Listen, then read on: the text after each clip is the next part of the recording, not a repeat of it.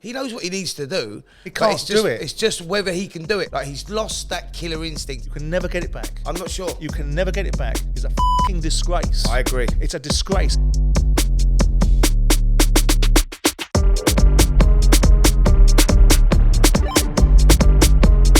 Welcome to Talk Boxing with Simon Jordan and the Benidorm Bandit, back from his hollybops, Spencer Oliver. This is episode 19.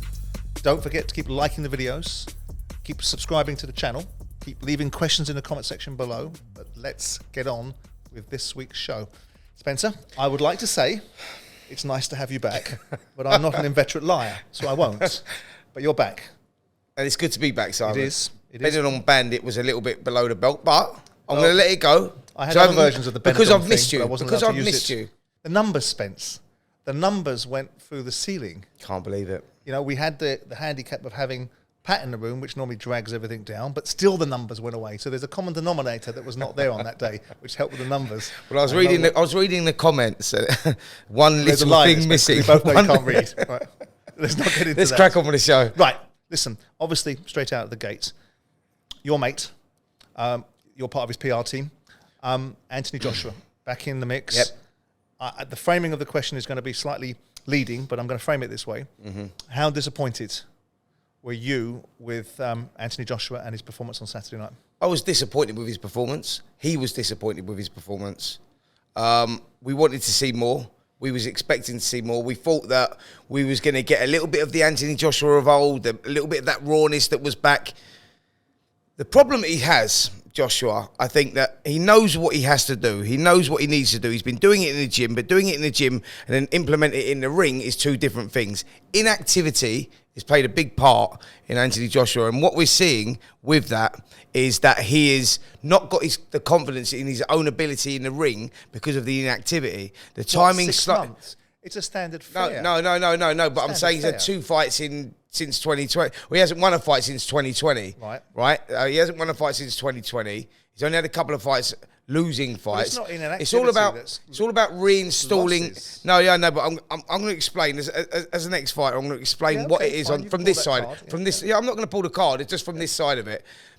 Inactivity plays a big part in your confidence, in your ability to have that confidence to let the shots go. He openly says, listen, I was throwing single shots. I knew I needed... He knows what he needs to do, but it's whether he can overcome that psychological damage. And being inactive, he's not going to be able to do that. I think what he needs to do is he needs to fight... Losing he not wants, going to help him do that. No, absolutely. All the fighters. Tyson Fury, how many fights has he had in the last 3 years? But I'm saying he hasn't won a fight since 2020. And that's the bigger case. This is now the first... He's now back on the winning streak. Yeah. He wants to fight again, by the way, in 8 to 12 weeks maximum. Right. He wants to stay. He said inactivity's played a big part in his performances, and he said that... Well, let's examine this. Yes. Because I listened to you guys on the way back from the fight, because despite my protestations of not wanting to go, which I didn't want to go, I was greeted with an irresistible force at home in Michelle that wanted to go to the fight and is friendly with Michael Jarman, who's Anthony Joshua's best mate. And so I found myself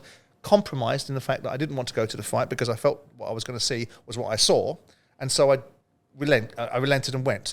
But I listened to you guys, and I was very surprised with what I heard. I'm never surprised with some of the nonsense I hear from Gareth Davis, but I was surprised to hear from you, to some extent, and to Adam Catterall, that there was an indication of improvement in this fight. And we'll go to Anthony Joshua and the overall fight perspective, but the idea that you guys could float a notion that after fighting Alexander Usyk, who's pound for pound one of the best fighters in the world, that you saw one single scintilla or iota of improvement in Anthony Joshua was flabbergasting. Yeah, right. How can you make that case? Right, so I'll tell you how I made the case. So I'm looking from the technical point of view of what Joshua needs to do to build what he's already got, right? So what he was lacking, I'll start with the lacking. What he was lacking was that explosiveness that we was looking for. Now, if he adds that into so I got pluses from this performance as well. He was creating his own space. He was waiting. I knew what he was trying to do, but he couldn't. It wasn't a finished article. So what I'm saying is, he was waiting for the time. He was waiting for Jermaine Franklin to come in. As Jermaine Franklin was coming, he was taking half a step back. He was creating the space.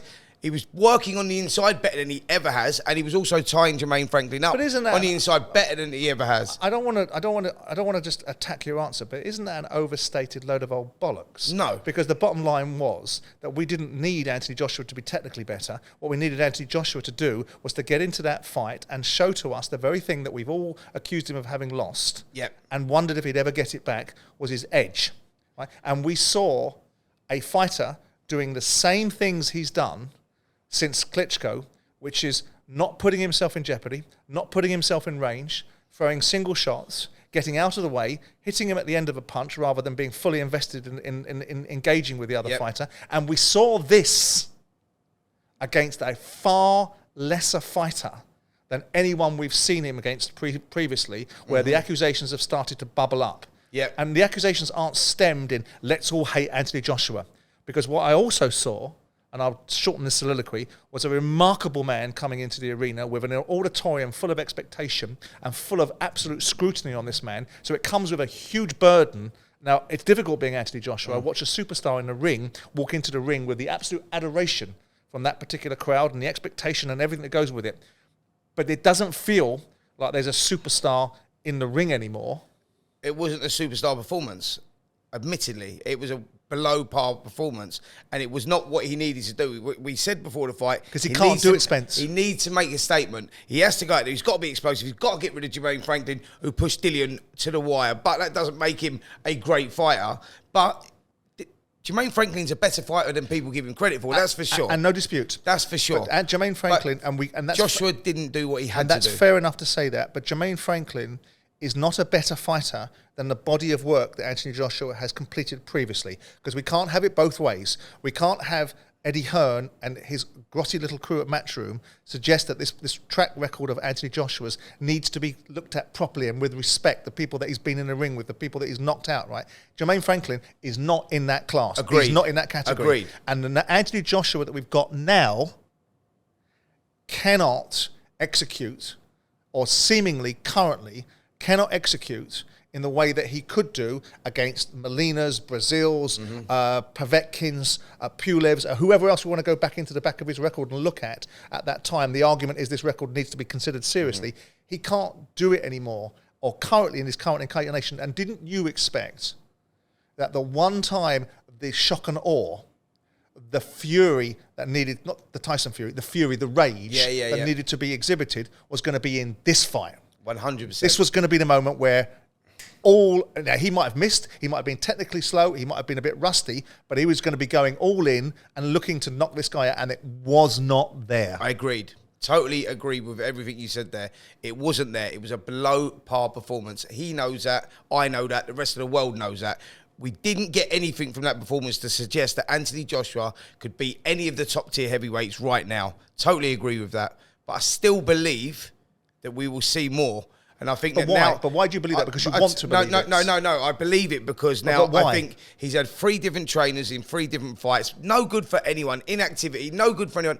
I'm just looking at all these things, and perhaps I'm looking at something that's not there. But what I'm saying is, I believe that if he sticks with Derek James, which, by the way, he's going to because he feels that Derek's the right trainer for him, aggression, he knows what he needs to do. He can't do it. It's just whether he can do it. We've got to give him time. Everybody that ever kicked a football knows what they need to do at a professional level. It's whether you can do it next. Now, I would wager you, Spence, that if this wasn't Anthony Joshua and someone that you have an investment in, you would be looking at it, the scales would come off your eyes, and you'd look at it and go, if it walks like a duck, talks like a duck, and sounds like a duck, it's a duck, right? This guy doesn't have it left. The edge, and the edge and the belief, and the idea, and again, I've heard this, and again, I want to be careful, because every time I open my mouth in this little boxing space, people get quite sensitive about the fact I've only been doing it for 5 minutes, and suggest that I shouldn't have an opinion, and we know who they are, Gareth.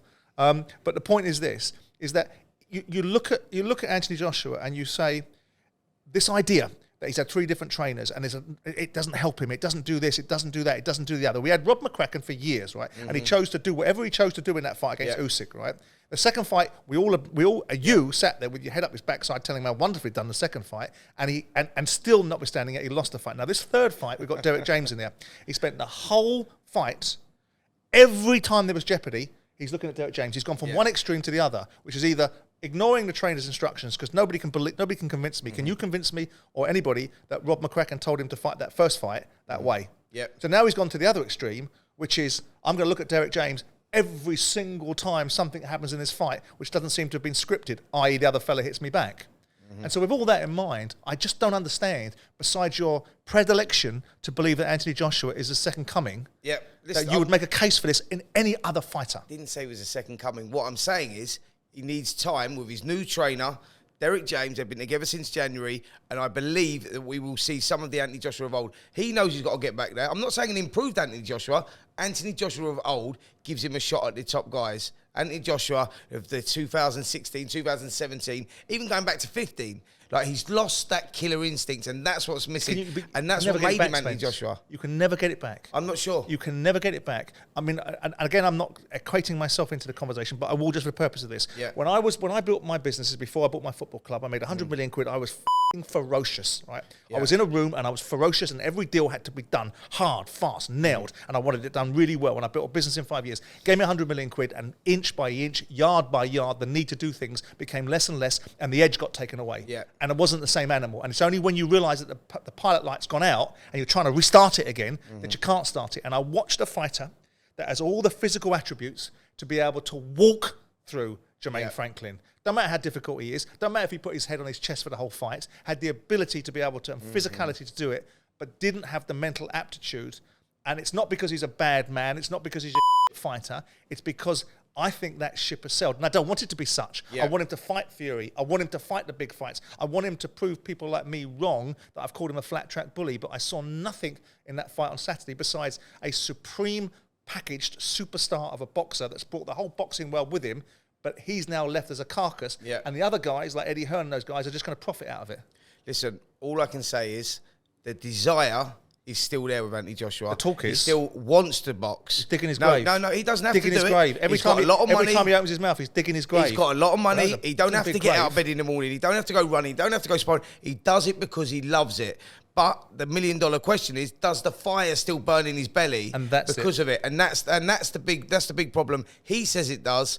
That remains to be seen. I think that we have to give him another shot. He's going to go again 8 to 12 weeks. Let's see if there's an improvement. I mean, Sylvester Stallone doesn't need to make films anymore, right? But he's still making them, right? And I know it's a bad example, but not. Yeah. No, it's not a bad example because Robert De Niro doesn't need to do Kaya adverts for car companies. Yeah, but they're not getting people punched in the head. No, they're not getting punched in the head. That's the difference. But that's their profession. Yes. And his profession is, what else does he know to do? Yeah. This is what he does. And so someone somewhere along the line, I feel watching it, I came away thinking, I really, really quite like you.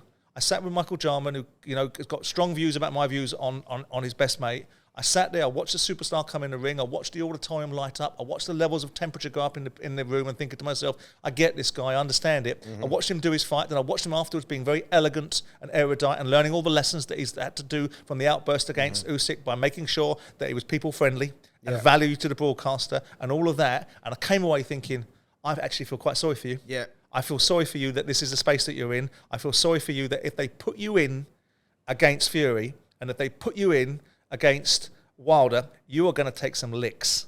And you as a man and as a fighter that's carried, and I get what Tony Bellew said to me the other day in a different interview where he talked about the bar being raised by Anthony Joshua and him fighting in small halls, and ultimately everyone, like all boats rise in a high tide, right? They all got the benefits of it. And I get all that. And I looked at it and I thought, I just feel that he ain't gone to be a bad fighter. He's still got the ability to fight at a certain level. And the next fight, they're going to put him out against Dillian Whyte. Well, Dillian Whyte got slaughtered by Fury. Not necessarily Dillian Whyte. And I think Dillian Whyte is one of the names. You know the name that I'd like to see him fight next? Go on. And I know that Joshua himself wants Deontay Wilder. He wants Tyson Fury. He recognises that's where he needs to be. He needs a challenge. He needs to test himself. Joe Joyce's name's in the frame. What I'm saying... He doesn't want any of that. Well, listen...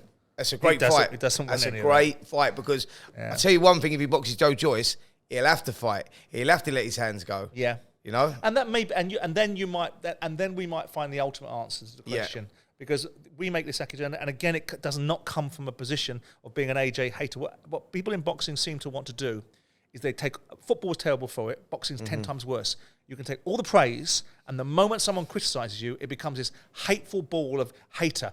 Nobody hates Anthony Joshua. Least of all people like me. They admire them, but they also want to say, when they see it this way, it doesn't necessarily mean that it's ultimately coming from a position of malice. We can go into Jermaine Franklin's performance, but I don't think it's relevant because I think the game in town for us is Anthony Joshua. Carl Froch, who we both like and speaks, I often think very sensibly, he talks about Anthony Joshua. He wants the money. I don't understand why he's fighting. I just don't. It's a dangerous sport. Money can't be the motivation when you've earned over 100 million. I've not seen anything in that performance that he wants to be a world champion again. To you, yes. Do you believe that Anthony Joshua can get to the top table and not just get there, actually do something meaningful if he's put in that position? On that performance, no. But I believe he can. I believe there's more to come. I really do. And I think that I'm going to get those answers. I'm going to get those answers in his next fight. I'm going to see if I see a marked improvement, which I'm expecting, then I think, yes, Joshua can get back in the mix. Yeah, I'm on the polar opposite of that, not because I want to be the yin to your yang, because I'm looking at it going, if I'm Fury, I'd be running for that Joshua fight because it gets everybody paid. It won't quite have the same credence to it because I think most people are looking at that fight on Saturday going, oh, we thought he might be done, and now we think he really is done because he doesn't seem to have, he seems to be gun shy, he doesn't want to seem to get involved. So I don't think that he can, I think he can get to the top table because I think he'll be manipulated there by this Colonel Tom Parker character in Eddie Hearn that will manipulate him into a position of fighting at this table because everybody gets a lot of money out of it. But when he gets there, I think you're going to see a diminishing of Anthony Joshua and an absolute disrupting of him as an individual because he won't be able to operate that. And no, I bloody well hope I'm wrong. Yeah. I hope he goes into his next fight and it's someone meaningful like Joyce because I don't consider Dillian Whyte to be meaningful. He's done that dance. Yeah, you know, he did that dance. It's no more meaningful than Tyson Fury fighting Chisora 3 times. That was dull. He did that dance as well. He needs to fight someone different. I totally agree. And I hope that for him, he can go to Texas, he can get into some sort of rhythm of understanding where he needs to get this rage and this fury and this edge and this belief back because he had none of it on Saturday. It's just rediscovering it. Well, it's a hell of a journey, mate. Because once it's gone in most walks of life. So I don't think boxing's any different. I'm not stupid, mate. I do recognise that it's a difficult journey back, but I'm a believer and I think he will rediscover it, but only time will tell. Right, let's move on from Anthony Joshua, and let's move on to something that happened at the Anthony Joshua fight, and it was this raging, snarling ball of fury that is Conor Benn, raging against the world. What did you make of Conor Benn on Saturday night attending the fights, and then B, refusing to speak to the media, and allegedly the media that's hammering him relentlessly, and you were specifically name-checked. I am, and I'm very near Conor Benn, who I just want to say hello to. No, he's knocked the microphone off, he doesn't want to talk tonight, I'm afraid, doesn't want to do anything tonight. He's got his security guy, he just knocked the microphone out of my hand, clearly doesn't want to do anything, so that's the arrogance of youth, unfortunately. By Eddie Hearn, and so was talkSPORT, and so to some extent was I. Yeah. What did you make of all that? Firstly, with the Eddie Hearn thing, and I was name checked, and says I've got a lot to say. Well, if someone's going to ask me a question, any of the media outlets going to ask me a question, of course I'm going to talk about it. And obviously that is the hot topic, and it has been for the last 8 months. It's not us hammering Conor Benn. It is a fact of the case that he's failed 2 tests and we still see no evidence. It's facts. Do you know what I mean? Not hammering him. It's not a personal attack against anyone. So I don't know why Eddie would say that. And I don't know why Conor's walking around growling at everyone like it's everyone else's fault. Yeah. Have a look at yourself, mate. Yeah. You failed the 2 tests. Nothing to do with us. We're just talking about it. That's what we're meant to do. It's called the media. That's what we do. What we meant to say, it's Conor Benn. Brush it under the table. It's this. From the point of view of Conor, what enraged me, and it did enrage me, wasn't the fact that Conor did that, because Conor's got this frame of mind. And to some extent, I can understand why he's got this frame of mind. If he feels the world's against him, he's going to be angry, right? He's going to have a certain view. And if he believes that certain people have been a sound box for everything that he doesn't feel is fair, he's going to have that situation. It's not how I would handle it, but I'm not a 26-year-old furious fighter. Right? I'm a 50-year-old man that's a lot wiser about how the world works. Right? And there were times when I was younger and in football where I was pissed off with the media and told them in no uncertain terms. But I can understand it to some extent. What is outrageous and preposterous is the positioning of his promoter. And I don't want to make this an Eddie Hearn rant again because it gives him far too much credence. But there has to be something said about this, right? Because nobody has hammered Conor Benn. Everybody has sat here and suggested that that they want an outcome for this boy. They want this kid to clear his name. They want this kid to get in front of it, right? And so for a promoter that should have had the commercial and moral responsibility to have guided this kid the right way, and to have given him the right advice, and to have not allowed him to be manipulated by others that are seeking to get some benefit out of it, majority of the time lawyers, and then to have the audacity to stand in front of the media and say you're going to take him somewhere else and fight him around the world rather than get him to meet his responsibilities is a fucking disgrace. I agree. It's a disgrace. And for Eddie and his little gang to have the ability to position themselves as Conor Benn's saviour and the guys that are looking after Conor Benn when they are the absolute polar opposite. This kid's got himself in shit, and what he needed was proper, grown-up, sophisticated, caring advice that looked at the long-term position for this boy and what was right for him, for who he fought, when he fought them, and what the road was when he got himself into a problem. And they didn't. Yeah. They looked after themselves. They ran for cover. They've dropped him in the They've given him bad advice. And I think it's an absolute... And for Conor to be sat there raging at people that have just simply said, you've got to answer it. Yeah. And then it to be fueled and stoked and misrepresented by those around him is an absolute disgrace. This is where I've got the problem with it all. Like you say, it's like, you know, it's everyone's fault. You're out of order. You're talking about it for 8 months. Out of order. They buried it. You know, it's a witch hunt. Rare. No, mate, we're talking about wanting the answers. And like you say, you know, before all this happened, we're Conor Benn fans. We're going, you know, we want Conor Benn to be innocent. More than anything. We want him to be innocent. He's got his 270-page document. Why is he not delivering the innocence? But let's be clear. Everybody knows why.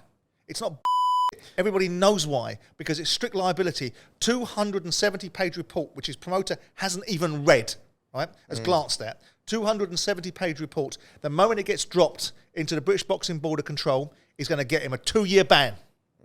Not a 4-year ban. It's going to get him a 2-year ban, possibly. And they don't want any ban. And that's why they're nowhere near it. And that's why they don't want it. And that's why they're doing the dance of the 7 veils around everyone else that will listen to them. And it's a tragedy. It's a sad fact of the industry that if you put yourself in a way of harm, either intentionally or unintentionally, you are responsible for the nature of the rules that you sign up for. Sure. And something manifests itself in your body, you're going to account for it. But I just wanted to clear this up because I didn't like Eddie attacking you.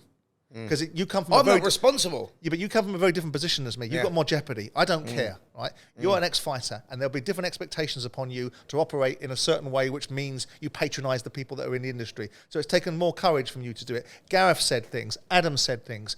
I've said things. And again, it's not about coming at Conor Benn from a position of saying, you're the bad guy. We think you're a bad guy.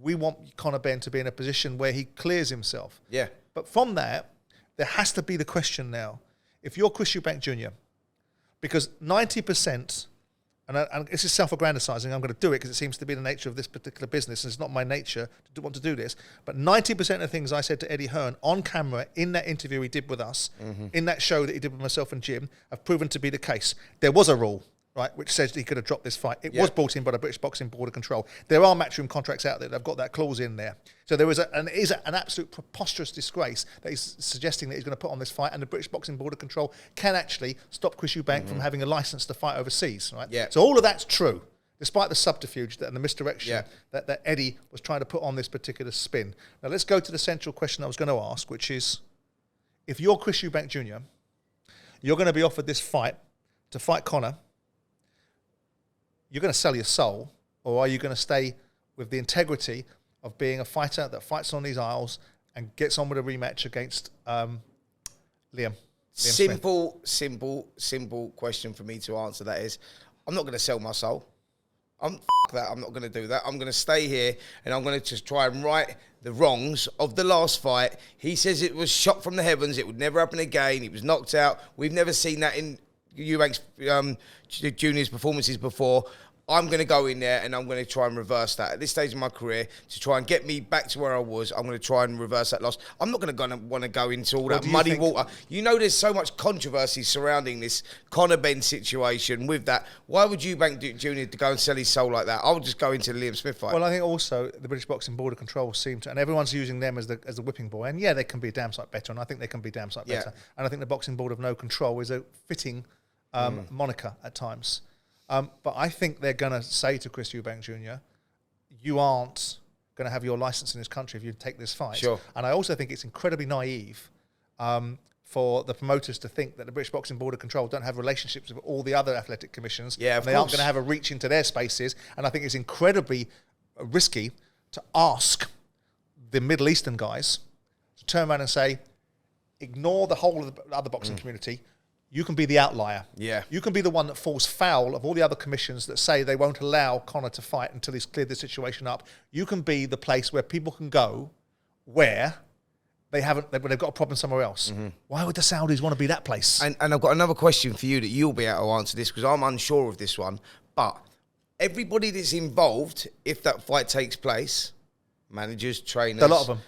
No, what I'm saying is, does that affect their British Boxing Board of Control license? That's my point. A lot of them. Yeah. They all should be in the mix. And that's absolutely. and that's what I said to Robert Smith. If promoters behave in a certain way, whether it's Ben Shalom, whether it's Frank Warren, whether it's Eddie Hearn, whether it's Uncle Tom Cobley, the lot of them should get it in terms of there should be a consequence for everybody. Then you might find people taking it a little bit more seriously about what affects them. Yeah. Because one of the most fascinating things I've seen, and you need to go read this article. Did you read the Guardian article over the weekend? Well, yeah, I've seen bits of it, yeah. Wow. Fantastic. That is one article that anyone wants to read. And people can think I've got a hard on for Eddie Hearn. It's not. It's about reality of what's going on in this sport. And there needs to be a few changes. By Donald McRae, right?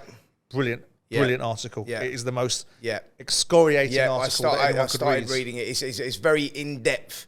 Very in-depth. Something's broken today that we should really embrace, or not embrace, we should talk about. And it's, again, along the same lines. And it needs to have the same energy. And, you know, this morning on a different show, we've had Ben Shalom on, who's the promoter of it. Yeah. We've had Amir Khan. Yeah. Amir Khan has failed a drugs test for his fight against Kell Brook last year. Incredible. It's a different dynamic. It's a post-fight test. Yep. We've had a promoter come straight out from the gate and not done anywhere, not hidden. Shalom's come straight onto the show and talked about the fact that I listened to the interview. He knew nothing about it. Yeah. The British Boxing Board of Control knew nothing about it. They were not advised of the results. It's a post-fight test. And actually the results have come out with a tiny, tiny, tiny, tiny amount, because it needs apparently 10 milligrams of this particular substance in your blood to actually do anything, because it's a muscle enhancer. And he had 0.5 milligrams. But that means it could have been 3 or 4 days earlier and digested. Yeah, absolutely. How bad are you, Cad? It's horrendous. And I watched that interview that you done actually with Ben, and there was a little bit of confusion of, was it done immediately after the fight? Would it have been done a month after, 2 months after? Well, I can tell you now, it's done immediately after the fight. On the 19th, yeah. That's done in the dressing rooms. Before you leave the dressing rooms, before you leave the building, you can't leave without your drug testing done. So that's where we were at with that. So they found that trace after the fight. So yes, it was in the system. 12 months later. That is insane. Right, so that's.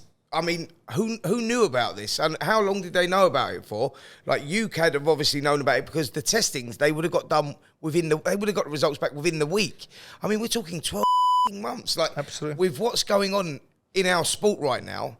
I mean, it's just about the worst thing that you could hear. I mean, you know, one of the things I wanted to do in the conversation was to make sure that Ben Shalom got the same treatment that Eddie Hearn's got. Yeah, because otherwise people will allege that people aren't being treated that way. Frank Warren, I think last week in the stuff he did over here, I think Frank got the same treatment that Eddie got in terms of questioning him about the Fury Usyk fight.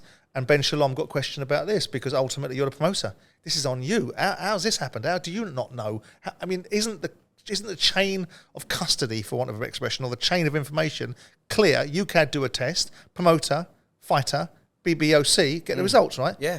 So they must be up in arms now, Shalom and the British Boxing Board of Control, because they've been made to look like absolute clowns. How can they find out? The promoter finds out today, which is the Tuesday. Today, he finds out on social media. A year after. Over a year ago. Over a year, 14 months. He finds out on social media. I mean, this is insane. Like, what is going on? It's a lack what is going on? A lack of communication. If this is such an important issue in boxing, then the drug agencies, a lot's been made of what's happened. And there's going to be a natural conflation here. And by conflation, I mean amalgamating the two cases. They're going to be Conor Benn and Amir Khan in the same breath. They're not. Yeah. Because one's a post-fight, drugs fail, and the other one's a pre-fight. Yeah. So whilst the end result is both of them have failed a drugs test, and they both need to be handled in a certain way, there is a slight difference. Because everybody's in the cart for the Conor Benn fight, because everyone was trying to make this fight, and take this fight, and continue to make this fight.